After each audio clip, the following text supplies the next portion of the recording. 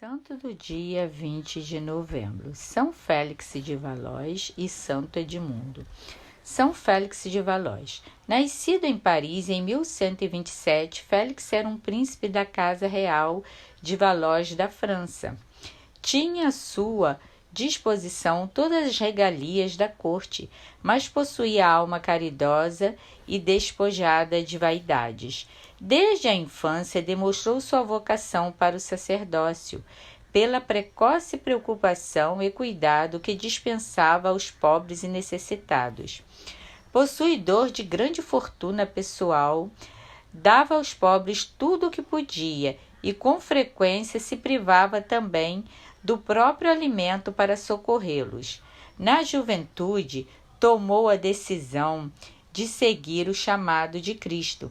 Completou os estudos, recebeu a ordenação sacerdotal e renunciou a todos os direitos dos títulos de nobreza e as riquezas terrenas.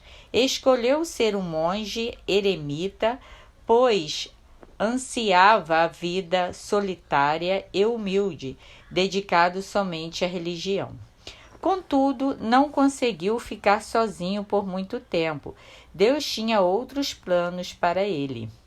Foi procurado pelo amigo João da Mata, doutor e sacerdote, que queria seguir o seu modo de viver a espiritualidade.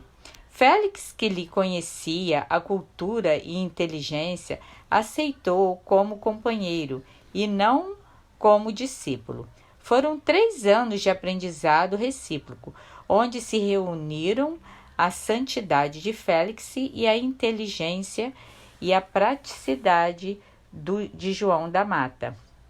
Aqueles eram os tempos das incursões dos piratas que aterrorizavam o mar Mediterrâneo, assaltando navios e a Europa, atacando e invadindo as cidades portuárias.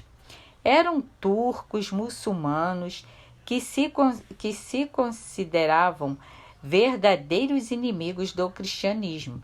Por isso matavam, saqueavam e também prendiam os cristãos sobreviventes para que servissem como escravos. Certo dia, Félix e João estavam caçando no bosque de Cefrói, onde estavam retirados, quando tiveram a mesma visão divina. Nela, Deus os chamava para lutar pela libertação dos cristãos que sofriam como escravos nas mãos dos muçulmanos, através da fundação de uma ordem religiosa com tal finalidade. Sem temer o perigo que a missão acarretaria, Félix e João iniciaram a obra imediatamente. Foram para Roma exclusivamente para narrar ao Papa Inocêncio III a visão e pedir autorização para criar a ordem. O Papa, que segundo consta, também tivera aquela visão, reconheceu os dois como os sacerdotes indicados pela providência divina. Assim aprovou e apoiou a criação da Ordem da Santíssima Trindade para a libertação dos cristãos ou padres trinitários. O primeiro convento foi erguido em Cefro, local da visão original. Enquanto João cuidava da organização da ordem e de suas atividades apostólicas, Félix trabalhava na formação espiritual dos membros, cujo número crescia sempre mais, atraídos pela santidade de Félix. A luta foi árdua e dura, mas em pouco tempo recuperaram a liberdade e a condição social de muitos cristãos escravizados. Os padres chegavam a entregar como escravos para realizar plenamente o trabalho de resgate.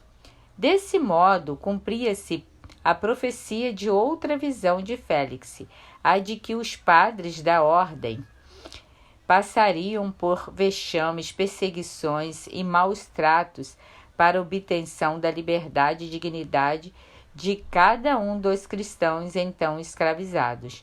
Morreu no ano de 1212 na casa-mãe da ordem, o primeiro convento fundado por ele em Sefrói.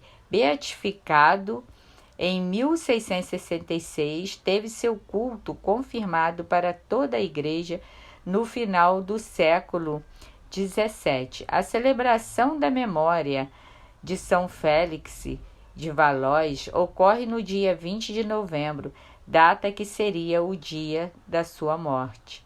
São Félix de Valois, rogai por nós. Santo Edmundo.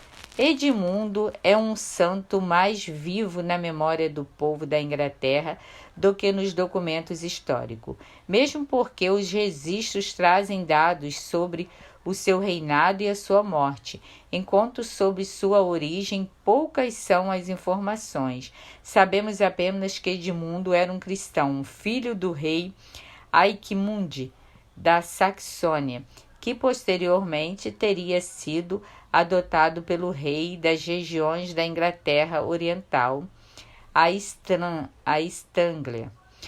Aos 14 anos de idade, tornou-se o último rei daquele território. Era um tempo duríssimo para a Inglaterra, agredida constantemente pelos sanguinários bárbaros dinamarqueses que invadiam e saqueavam seus vilarejos. Esses bárbaros eram comandados por 3 irmãos, Aldene, Ivan e Uba. Em suas investidas também, além de saquear os povoados, exigiam um resgate para não destruírem as vilas. No ano de 869, os dinamarqueses irromperam uma grande invasão nos domínios do rei Edmundo. Para defender seu povo, ele reuniu seu pequeno exército e combateu os invasores, mais equipados e em maior número. Desse modo, ele acabou como prisioneiro de seus opositores. Os dinamarqueses ofereceram ao rei Edmundo a possibilidade de manter sua vida e a coroa caso renegasse a fé e se proclamasse vassalo. O rei rejeitou a proposta por 2 vezes. Dessa maneira, selou seu destino. Morreu transpassado pelas flechas dos bárbaros pagãos no dia 20 de novembro de 870. O desaparecimento do rei Edmundo levou ao fim o reino da Inglaterra, mas a Inglaterra se fortaleceu sobre seu nome e o jovem rei morto tornou-se uma bandeira. Antes do final do século IX, as moedas cunhadas durante o seu reinado já eram chamadas de Penny of Edmund. A sua veneração tornou-se o culto de maior devoção do povo inglês. Foi canonizado e proclamado padroeiro da Inglaterra, recebendo as homenagens dos devotos no dia de sua morte. As relíquias mortais de Santo Edmundo foram sepultadas em Beadoriswich, que hoje se chama Bury St. Santo Edmundo, na região de Combridge. Atualmente existe uma congregação de sacerdotes ingleses chamados Padres de Santo Edmundo. Santo Edmundo, rogai por nós.